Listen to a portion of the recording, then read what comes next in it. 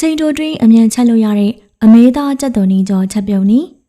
ဒီနေ့မှာတော့အိမ်မလွယ်လွယ်ကူကူနဲ့အရသာရှိရှိချက်စားလို့ရမယ်ကျမရဲ့အကြိုက်ဆုံးအမေသားကြက်သွန်နီကြောလုံနီလေးကိုမျှဝေပေးသွားမှာပါဒီဟင်းပွဲလေးကထမင်းပူပူလေးနဲ့ပဲဆာခောက်ဆွဲနေပဲဆာအရန်ကိုလိုက်ဖန်လုံးတော့ကြည့်ရှုသူတို့လည်းသဘောကျမှသိကြပါရဲ့နော်ကဲပါဝင်ပစ္စည်းလေးတွေကဘာတွေလဲဘလို့ချက်ရမလဲဆိုတာတူတူကြည့်လိုက်ရအောင်နော်ပထမဆုံးအနေနဲ့ကြက်သွန်မိတ်၄ပင်လောက်ကိုယူပြီးတော့အဖြူပိုင်းနဲ့အစိမ်းပိုင်းကိုတီးတန့်စီခွဲထားပါမယ်ရှင်အဖြူပိုင်းလေးကိုထက်ချမ်းခွဲပြီးနှလမအရွယ်လေးတွေပိုင်းပါမယ်အစိမ်းပိုင်းကိုလည်းနှလမအရွယ်လေးတွေပဲပိုင်းပြီးတော့တီးတန့်စီခွဲထားပြီးနော်ပြီးရင်တော့ကြက်သွန်ဖြူလေးမွားကိုဓာပြရိုက်ပြီးတော့နုံလေးဆန်းထားပေးပါနောက်ထပ်ကြက်သွန်နီတစ်လုံးကိုအချောင်းကြီးကြီးလေးတွေလှီးပြီးတော့အလားလေးတွေတစ်ခုချင်းစီခွာထားပါမယ်ဒီလိုလေးခွာထားတာကနောက်ပိုင်းဒေအိုးလေးကြော်တဲ့အခါပို့ပြီးတော့လွယ်ကူစေပါတယ်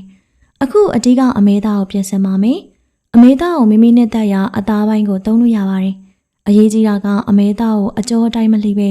အကျော်ဖြတ်ပြီးတော့အထူပါအနေတော်လေးတွေလှီးပေးဖို့ပါပဲအဲဒီလှီးထားတဲ့အမေသားတွေကိုပိန်းငတ်ညာရဲ့အကြီးပိန်းငတ်ညာရဲ့အနောက်ခရုစီတကြားမုတ်ဖုတ်ဆိုတာနည်းနည်းရဲ့ကော်မုံလေးရဲ့ထည့်ပြီးတော့တမအောင်နေပေးရပါမယ်အားလုံးတမသွားပြီဆိုမှစီရိုးနဲ့နန်းစီလေးကိုထည့်ပြီးတော့ထပ်နေပါမယ်စီကိုနောက်ဆုံးမှထည့်တာကအရသာတွေအသားတွေအကုန်စိတ်ဝင်သွားဖို့အတွက်အရန်အရေးကြီးပါတယ်ရှင်ဒီလိုနေပြီးရင်တော့အမေသားကိုအချိန်ပေးပြီးတော့နှက်ထားစရာတော့မလိုပါဘူးနော်တန်းပြီးတော့ကြော်လို့ရပါတယ်ကဲအခုဆိုရင်တော့ချက်ဖို့အဆင်သင့်ဖြစ်ပါပြီဒဲကိုမီးသေးတဲ့နဲ့အပူပေးပြီးတော့စီလေးနည်းနည်းထည့်လိုက်ပါမယ်စီပူလာပြီဆိုရင်တော့ခုနခွာထားတဲ့ကြက်သွန်နီတွေနဲ့ကြက်သွန်မိတ်အဖြူပိုင်းတွေကိုအရင်ထည့်ကြော်ပါမယ်အစိမ်းနဲ့လေးပျောက်သွားအောင်မိတ်ကြော်ပါမို့လို့တကြားနဲ့စာနည်းနည်းလေးထည့်ပြီးတော့အရသာသွင်းပါမယ်အကြိုင်းမကြော်ပါဘူးနော်ကြက်သွန်နီရဲ့ကြွကြွလေးဖြစ်နေတဲ့အနေထားလေးမှာပဲအိုးလေးကနေခဏဆဲထားပေးပါရှင်ပြီးရင်တော့အဲ့ဒီတဲအိုးလေးကိုစီနည်းနည်းထပ်ထည့်ပြီးတော့အမဲသားတွေကိုဖြန့်ထည့်ပါမယ်ချက်ချင်းမမွေပဲအောက်ဘက်လေးအယောင်နည်းနည်းပြောင်းလာမှလှန်ပေးပါခုချိန်မှာကြက်သွန်ဖြူဆင်းထားတာလေးတွေထည့်မွေပါမယ်ကြက်သွန်ဖြူကိုနောက်မှထည့်တာကအရင်ထည့်ရင်တူးသားမှစိုးလို့ပါရှင်အမဲသား80ရာခိုင်နှုန်းလောက်ကြက်ပြီဆိုရင်တော့ဆန်အရက်လေးကိုအိုးဘေးအစုံပတ်လေကနေလောင်းထည့်ပါမယ်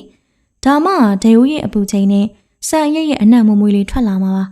ဆန်ရက်ခန်းသွားပြီဆိုရင်တော့ပိန်းငမြရဲ့အနောင်နဲ့ခရီးစီနည်းနည်းထပ်ထည့်ပြီးတော့မွေပေးပါပြီးရင်တော့ရေတန့်လေးနည်းနည်းထည့်ပါမယ်အမေသားနေတော့ကကော်မုတ်ပါပြီးသားမို့လို့တီးတန့်ကော်ကြီးဖြော်ထည့်စရာမလိုတော့ပါဘူးရှင်